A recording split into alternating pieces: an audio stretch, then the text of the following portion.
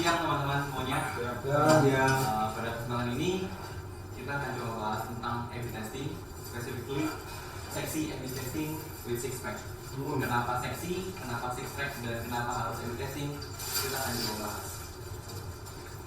Nah, di awal kita akan bahas secara detail tentang A/B testing.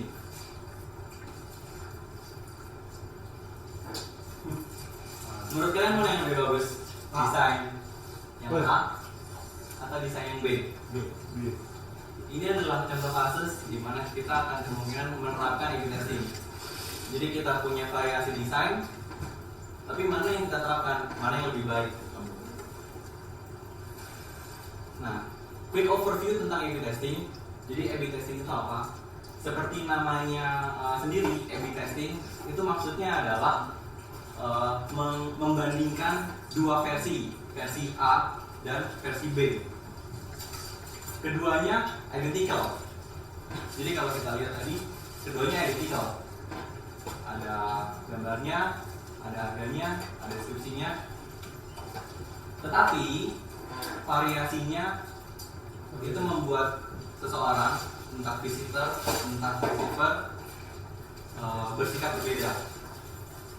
Jadi isinya identical, yang berbeda itu ditunjukkan buat supaya bisa mempengaruhi behavior dari pengguna. Nah, tujuannya, yang paling penting adalah tujuannya. Tujuannya itu mengidentifikasikan perubahan dari suatu halaman yang bisa meningkatkan dan memaksimalkan hasil dari hal yang diinginkan. Jadi apa hasilnya? Misal tujuannya itu mau meningkatkan click rate, maka itu jadi tujuan. Meningkatkan revenue, itu jadi tujuan kita. Nah, sekarang dari tadi yang kita tampilkan di awal itu adalah case study dari Victoria's Secret. Victoria's Secret mengirimkan email kepada customer-nya. Dia mengirimkan istilahnya multivariate test. Multivariate test itu apa? Multivariate test itu berarti mengirimkan A/B testing dengan perubahan yang tidak hanya pada satu bagian, tapi pada banyak bagian. Jadi dia nggak cuma gambarnya aja yang berbeda, nggak cuma harganya aja yang berbeda, nggak cuma elemennya aja yang berbeda, tapi banyak. Itu istilahnya multivariate. Ini contoh kasus dari Victoria's Secret. Menganalisa hal ini akan sulit karena banyak variabel. Nah, ini contoh dari Victoria's Secret.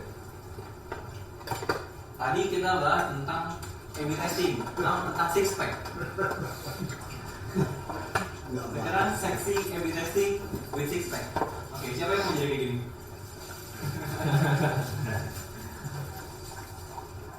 Actually, six pack is not about your apps. So it's not about your apps. It's not about my apps. What six pack really is? Six pack is A/B testing platform. It's a platform. Itu adalah platform. Sixpack language agnostic. Sixpack bisa dipakai menggunakan bahasa yang banyak. Berikutnya Sixpack itu self hosted. Dia itu nggak di host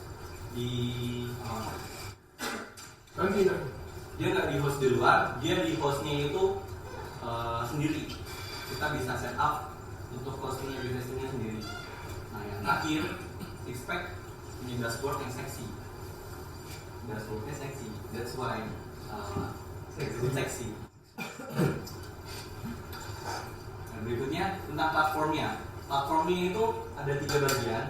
Yang pertama testing server, yang kedua testing dashboard, yang ketiga file libraries. Nah, tadi kan dibahas language agnostic.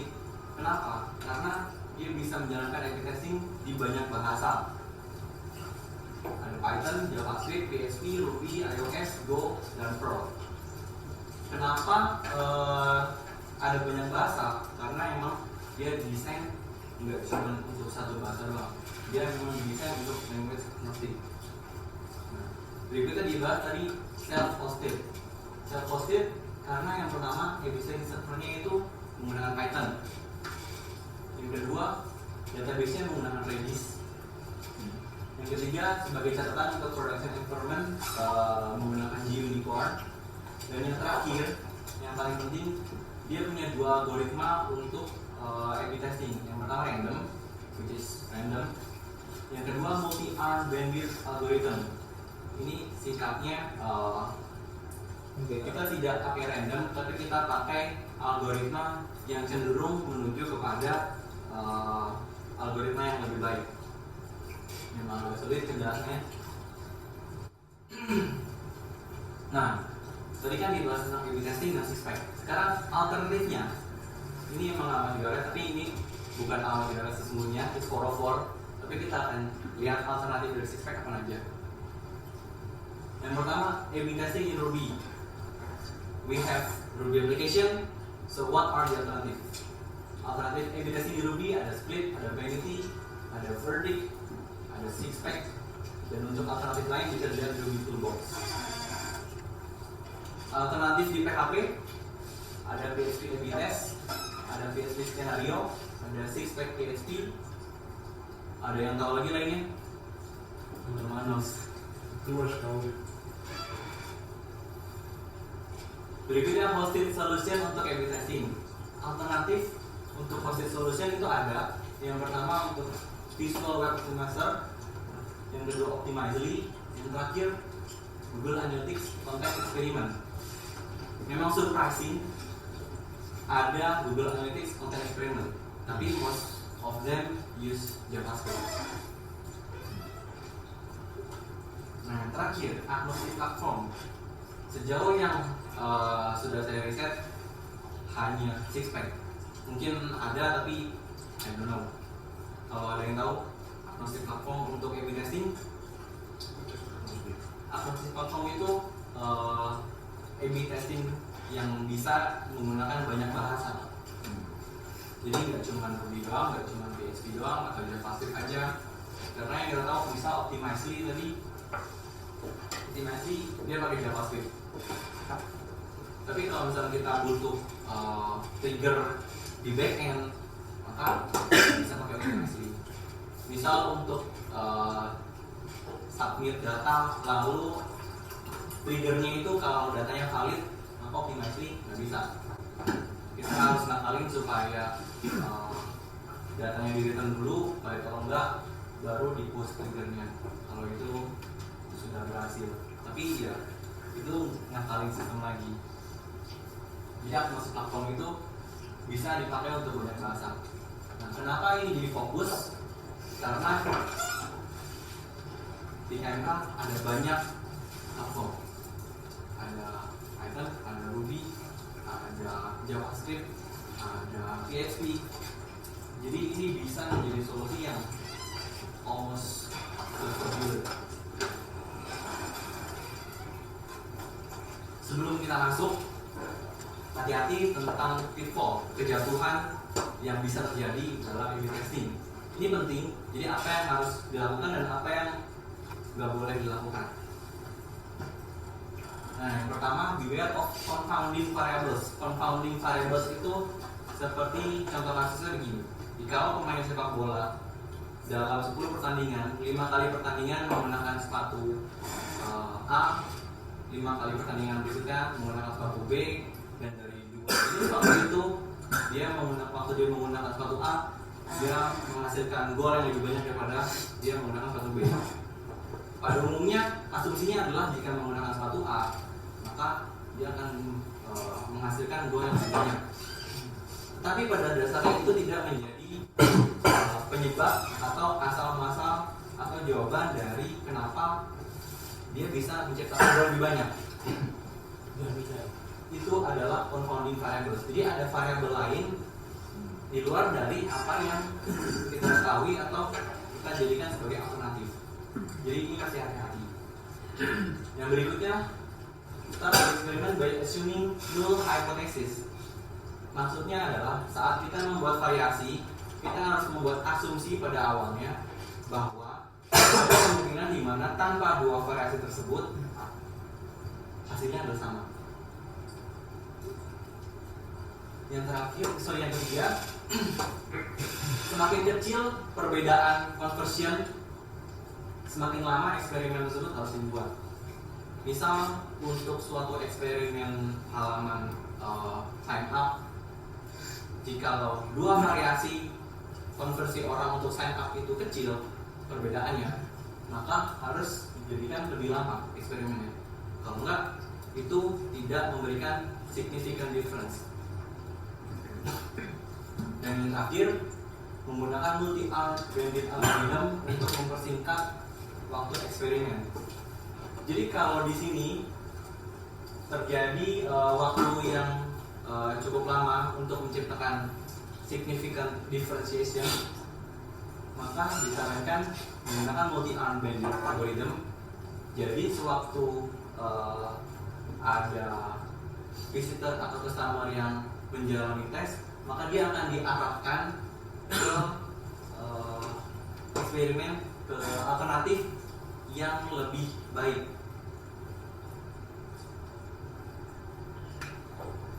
Oke, that's it for the presentation. Let's cut the wrap and dive into the code. Sebelum kita masuk, ada yang mau tanya, speak up, anything? Could you explain what start with null hypothesis means again? Okay. The null hypothesis means, jadi sewaktu kita membuat dua variabel, let's say di halaman depan, tadi di awal saya sampaikan tentang desain A atau desain B. Tujuan dari desain ini adalah memperoleh penjualan yang lebih banyak. Asumsi tentang null hypothesis berarti tanpa dua perubahan desain ini, jadi menggunakan desain yang sebelumnya, mereka akan mendapatkan jumlah hasil yang sama. Asumsi kita misalkan jika jumlah penjualan yang A 100, jumlah penjualan yang B yang kira-kira 125, asumsi null hypothesis berarti membuat asumsi bahwa tanpa kedua perubahan desain ini, alur kerja yang sebelumnya akan menghasilkan nilai yang sama. Sama itu apa? Sama dengan apa? Sama dengan kedua hasil ini. Let's say we have variations, two variations. By assuming null hypothesis, which means whether we have the variations or not, it's going to be the same. That should be the first assumption. That should be the first hypothesis.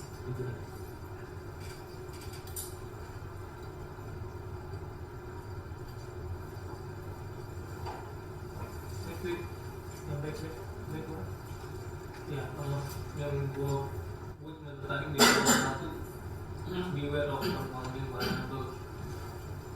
Sebenarnya ketika terutama di newsletter ya, yang dimana kita mengirimkan email dengan dua template yang berbeda ke orang yang berbeda. Dan kita nggak kirim dua template itu ke orang yang sama, tapi kita kirim dua template yang berbeda ke orang yang berbeda. Responnya kan bisa berbeda, benar tidak? Ya betul. Dan gue kirim yang desain A ke Arwani, gue kirim desain B ke Sky.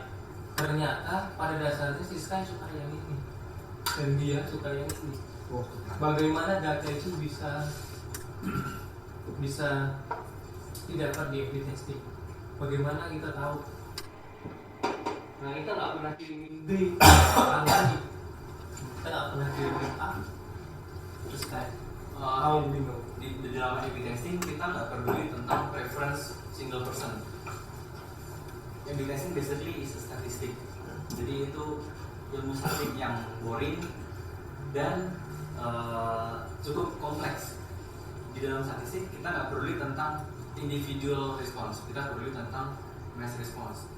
Dan di dalam ini kita melihat sampling yang ada. Misal untuk menjalankan testing kita sampling 10% supaya kita bisa melihat apakah dari sampling 10% ini mewakili dari 100% pengguna kita. Kita bisa buat samplingnya. Sorry, gimana maksudnya? Bagaimana kita bisa menyarankan kalau 10% bisa mewakili semua? Itu ilmu statistik. Jadi untuk mencapai margin error 100%, itu kita bisa membuat berapa persen tergantung jumlah dari total penggunanya. Jadi kalau memang benar-benar real statistik itu ada hitungannya. Tapi let's say kita buat sampling 10%, apakah itu bisa mewakili seluruh pengguna? Nah, dari 10% itu kita nggak bisa melihat individual user, tapi kita melihat perilaku secara keseluruhan berdasarkan variasi desain A dan desain B. Nah, mengenai confounding variable, untuk menghindari kita tertipu oleh confounding variable, sebaiknya harus mengikuti langkah-langkah yang di bawahnya. Jadi confounding variable itu kemungkinan besar akan salah tangkap kalau perbedaan hasilnya itu sedikit. Kalau perbedaan hasilnya itu besar, maka confounding variable hampir bisa dilupakan saja. Contohnya begini, kalau ada pengukuran untuk traffic, misal untuk click rate, akan terjadi confounding variable jika dalam suatu masa tertentu terdapat event atau kejadian yang menjadi newsmaker. Misal dalam beberapa hari terakhir kan lagi rame ya tentang apa? Ya pokoknya jika ada suatu newsmaker dalam satu periode waktu yang cukup singkat, maka itu bisa menjadi salah satu confounding variable. Karena itu pasti akan meningkatkan click rate kan. Jadi mesti hati-hati di situ.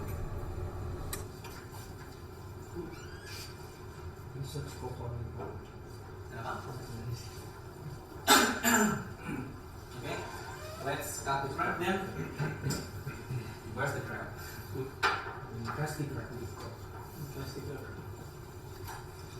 Okay.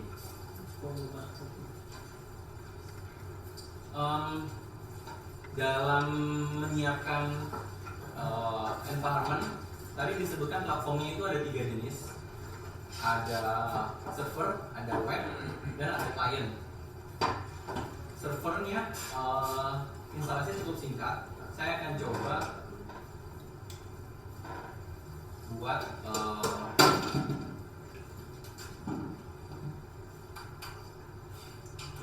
buat environment-nya menggunakan MC, menggunakan background. Portnya yang dipakai itu akan ada 3, 5000, 5001, dan 6379.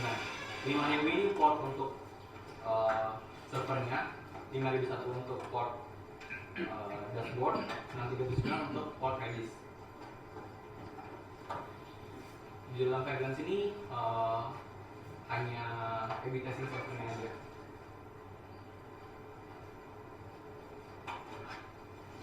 Instalasinya cukup simple, hanya install Git jika perlu, Redis server, Python dev, dan Python pip. Sama tuh.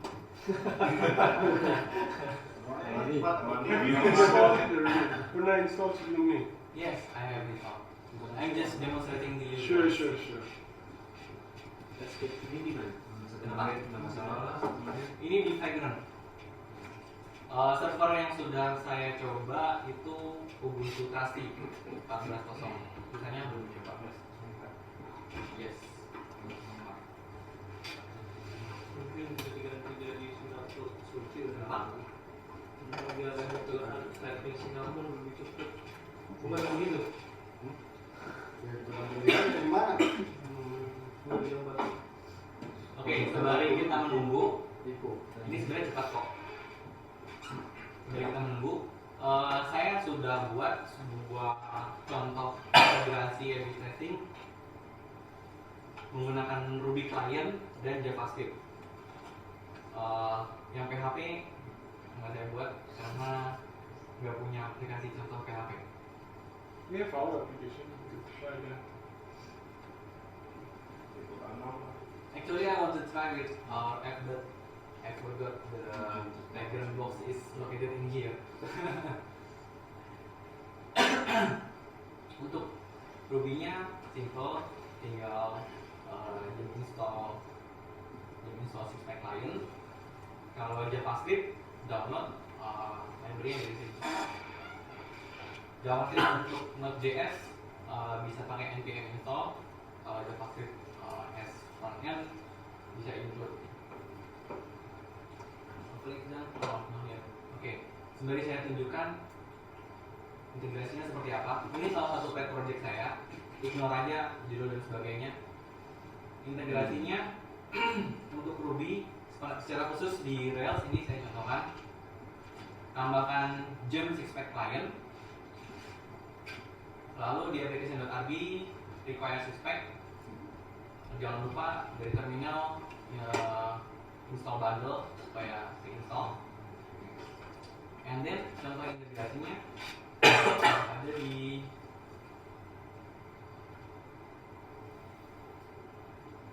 sini. Jadi basically ini saya hapus dulu ya. Kita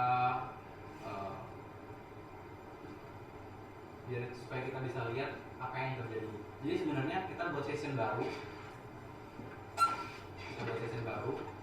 Lalu kita participate in an event. Misal days to launch. Lalu alternatifnya infinite dan finite. Lalu kita simpan di cookie. Kalau kita nggak simpan di cookie, maka dia akan menggunakan alternatif yang berbeda setiap saat. Dan ini kan aneh jadinya. Kalau user masuk ke website, tombolnya sekali merah, sekali hijau, sekali merah, sekali hijau, itu aneh kan. Makanya kita simpan di cookie. Kita simpan di cookie adalah client ID-nya. Lalu kalau responnya infinite, actionnya yang mana? Lalu kalau responnya yang infinite, responnya yang mana? Dan tadi di atas kan saya ada tambahin pengecekan. Nah ini pengecekan untuk cookie-nya. Kalau cookie-nya sudah ada tentang Sixpack ID, maka kita pakai client ID-nya untuk membuat session tersebut. Tapi kalau nggak ada cookie-nya, kita buat baru. Nah ini adalah untuk menampilkan variasinya. Variasinya apa sih? Di sini variasinya itu sebenarnya adalah variasinya sebenarnya cuma teks aja. Ini adalah contoh simpelnya. Tapi kita bisa bikin variasi yang lebih kompleks lagi. Misal variasinya beda halaman totally, atau beda komponen, atau ada mengubah styling. Untuk mengubah styling nanti akan saya tampilkan. Sekarang coba kita lihat. Oke, it's done, awesome. Berikutnya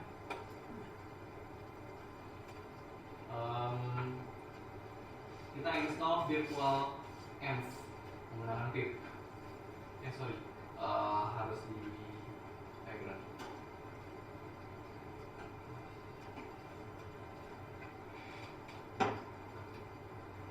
Kita install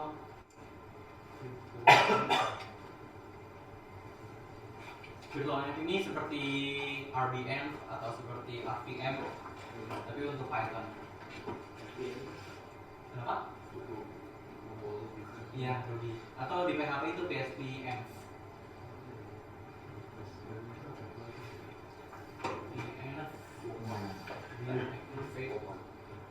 Nah, baru lupa ketinggalan pip install Sixpack.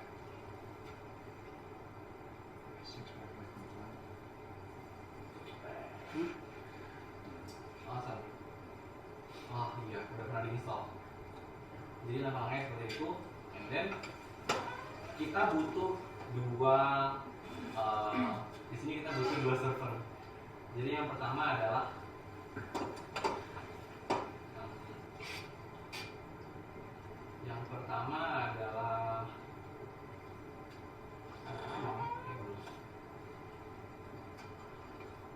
ini kita pakai supaya dia sebagai debug-nya true, and then config-nya ada di segmen config demo. Perintahnya sebenarnya cuma sih aja.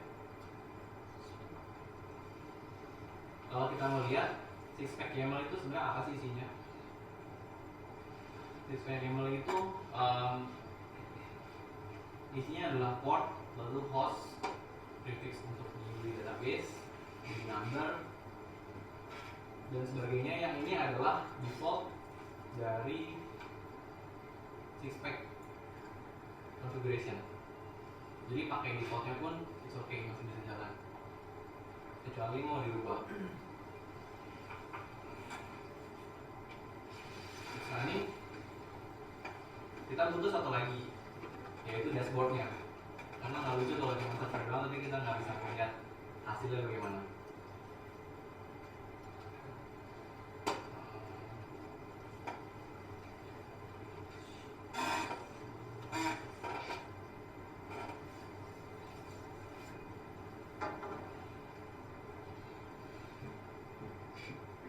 Masuk ke folder diagram, source, vm, bin, effect, panjang, buka saja deh. Untuk dashboardnya tambahin dashboard.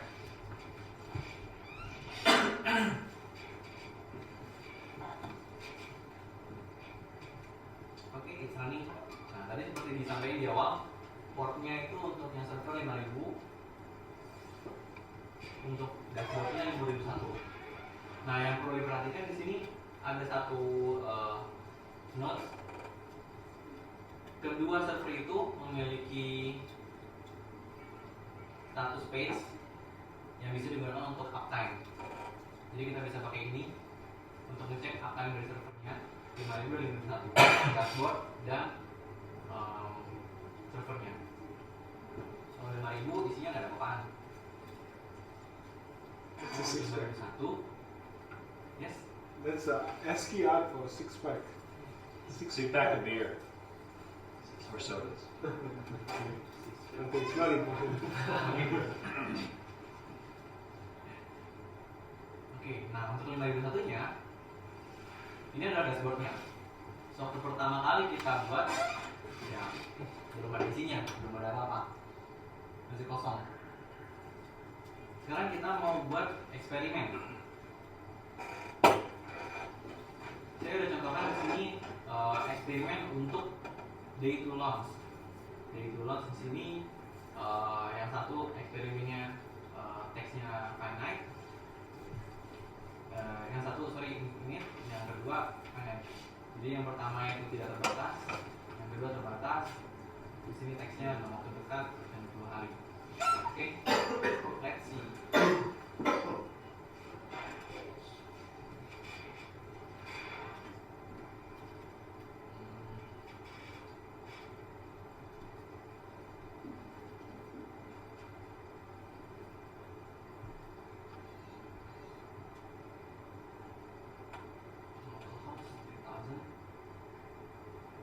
Oke. Di sini dia akan mengambil 20 hari. Dan waktu kita refresh berikutnya, dia 20 hari juga. Kita lihat di dashboardnya, yang muncul days to launch ini ada satu. Dan kalau kita simulasikan contoh, let's say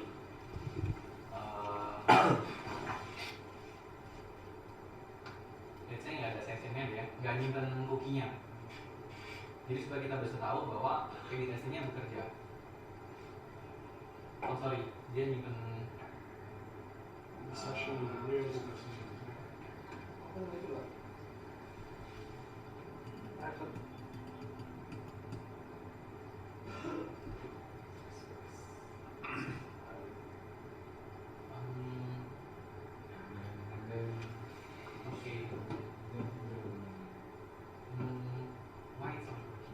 You can just do a private browsing window, right? Shift command and oh, let's just scroll.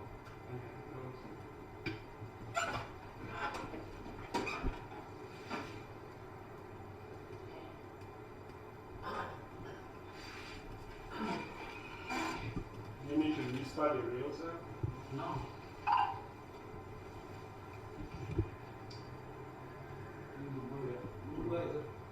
berubah ya. Ya, ada dua.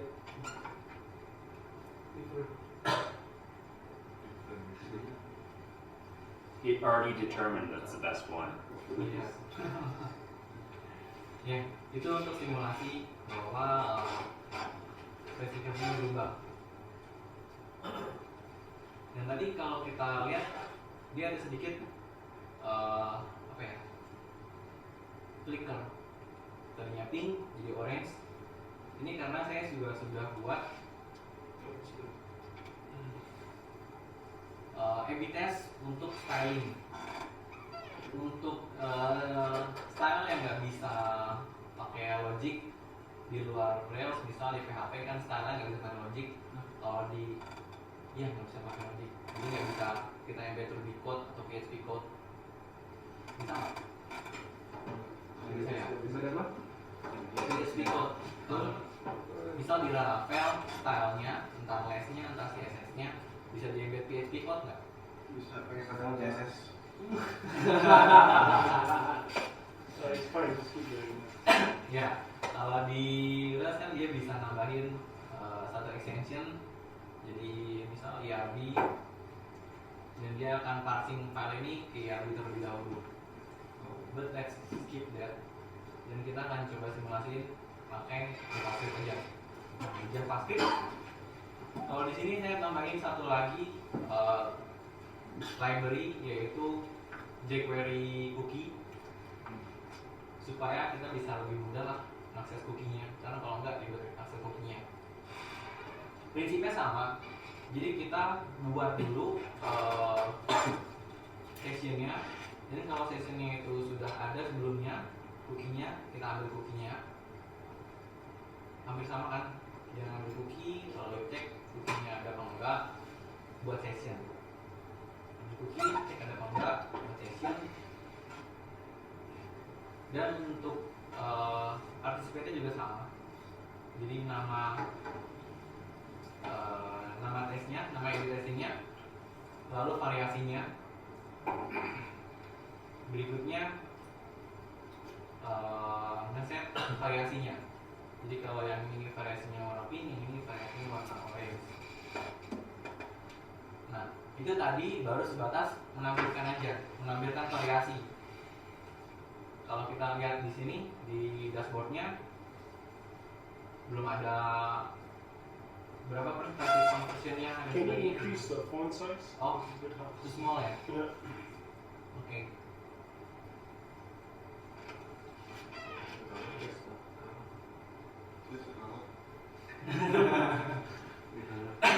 Ya, jadi tadi kita baru menampilkan aja, belum mengubah datanya. Kalau kita lihat di sini, nggak kelihatan ini. Conversionnya baru, conversionnya masih 0, itu udah ada 2 queue. Yang ini juga udah ada 6 queue, tapi conversionnya masih 0. Conversion itu berarti user udah melakukan apa yang kita mau, entah itu daftar, entah itu klik artikel, entah itu melakukan sesuatu hal yang lain. Nah, kalau di sini contohnya conversionnya akan dilakukan saat klik button. Tadi saya sampaikan kekurangan dari JavaScript adalah dia nggak bisa ngecek statusnya. Kalau di sini dia nggak bisa ngecek statusnya, dia cuma ngelakuin eventnya aja. Dia convert eventnya setelah diklik. Yep. Itu JavaScript kelemahan seperti itu. Kalau kita lihat backend, kita bisa cek apakah valid. Kalau valid, kalau kita, baru kita convert user tersebut. Oke, kita coba. Kita coba yang ini aja, yang klik langsung. Dia berubah karena udah beda lagi. Hah? Yes. Oh, nggak kelihatan. Ya, karena di sini sengaja begitu udah Oh, you delete selesai. the cookie. Iya, remove the cookie. And then kalau kita lihat di sini, button color dia ada conversion 1. Tapi untuk base to launch, walaupun kita klik submit, dia nggak conversion entah yang infinite karena dia nggak masuk di dalam blok ini. Tapi kalau kita masukin, let's say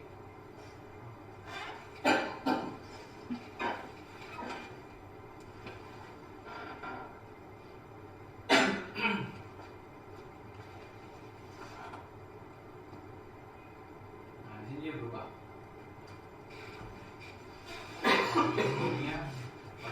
Sorry, bukan yang ini button color. There's the last. Ini dia ada satu conversion. Jadi alurnya seperti itu. Dan kalau kita udah ngelakuin eksperimen ini cukup lama, let's say 1 minggu, dan cukup confident dengan hasil dari eksperimen tersebut, saya kecil dikit ya. Kita bisa use one of the variations as the solution. Just this is the winner, and selamanya dia akan pilih alternatif ini selama code-nya belum berubah.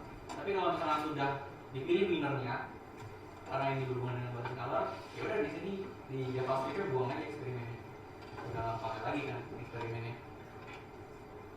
Jadi kita langsung ganti aja di stylenya, pakai style yang di sini winnernya apa, warm orange, pakai warm orange. Oke, ini saya reset winnernya. Oke, jadi workflow-nya seperti itu. Any questions? What is the confidence used for? Confidence, okay, that's a good question. Saya akan coba generate sampel data supaya kita bisa lihat seperti apa sih secara keseluruhan. Sebentar ya, saya mau keluar dari sini dulu. Nah ya.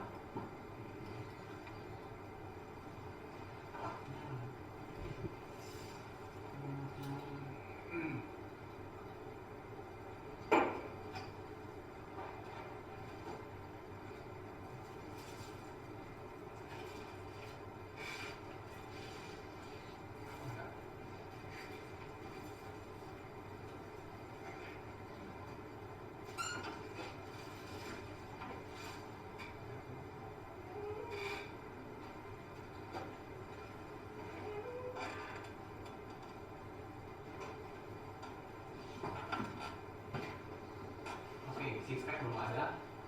Nah, saya akan coba clone project Sixpack supaya saya bisa pakai datasheetnya. Datasheetnya dari product test sheet.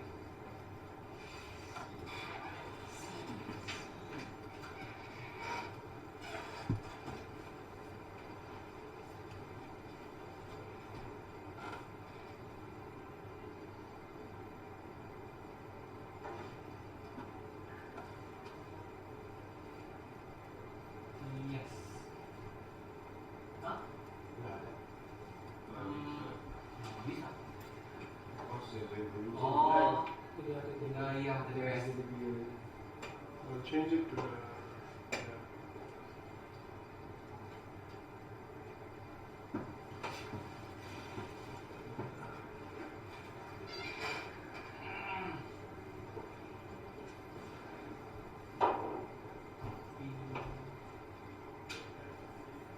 Kecil sih.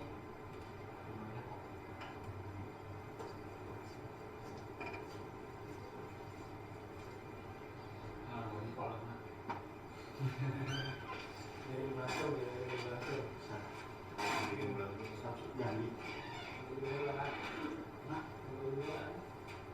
Oh, jangan tuh teman-teman. Jadi berantem ya.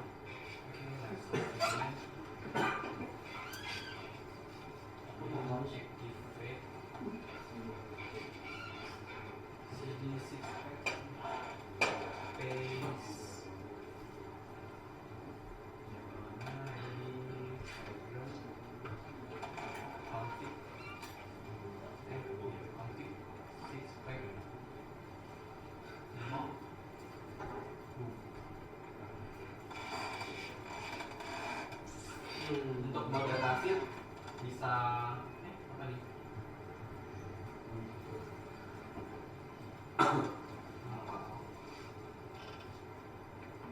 Untuk generate datasheet bisa berkali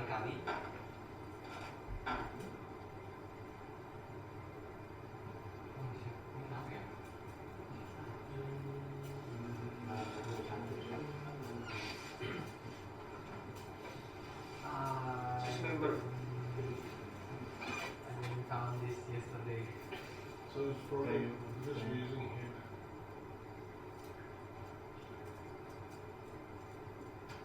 Suspek konfliknya tuh salah partnya. Kenapa? Suspek konfliknya, background langsung konflik kan, harusnya ada suspeknya dulu kali. Oh, he's put it in.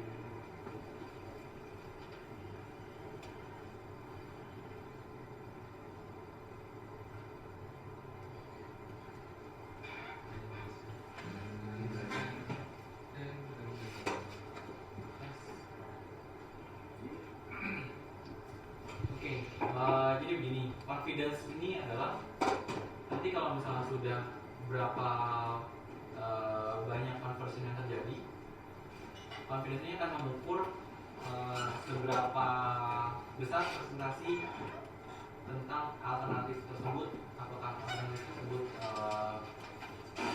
layak buat dijadikan solusinya atau tidak. Jadi seperti itu. Oh, di sini ada nih. Ini nggak mau muncul. Oh, ini contohnya nih.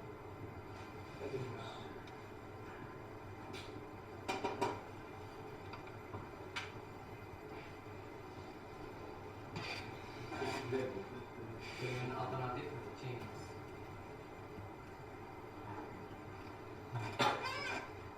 Ini yang kasar lagi.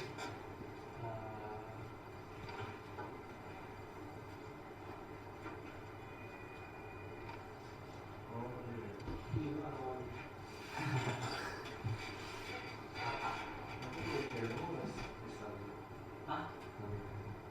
Apa? Kenapa?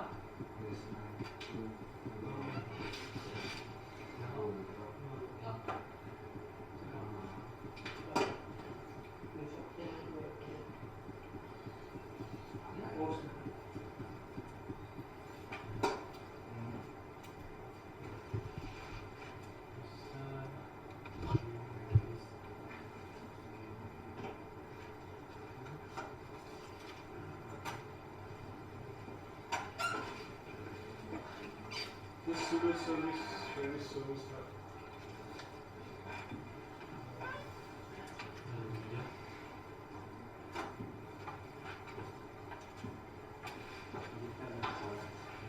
Kenapa?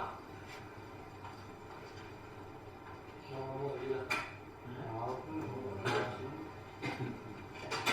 Mungkin kan ada suara. Oh, mungkin ada suara. Iya, berarti.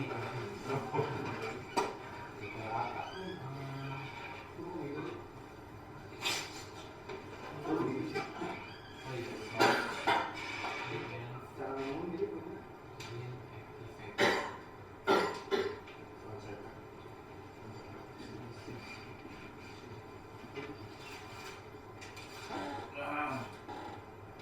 Yap, that's it.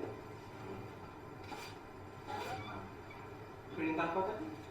Ini kita generate sheet data untuk melihat sampel datanya. Ini kita bisa buat datanya berkali-kali untuk sampling. Nah, ini dia. Jadi kalau misalkan suatu eksperimen udah jalan cukup lama, kita bisa lihat confidence-nya seberapa besar. Let's say dari 14 conversion rate 41%, 95% confidence. Tapi untuk yang di atasnya 45 eksperimen, 27 conversion, 60% conversion rate, but no confidence. Untuk algoritmanya saya belum lihat detailnya seperti apa.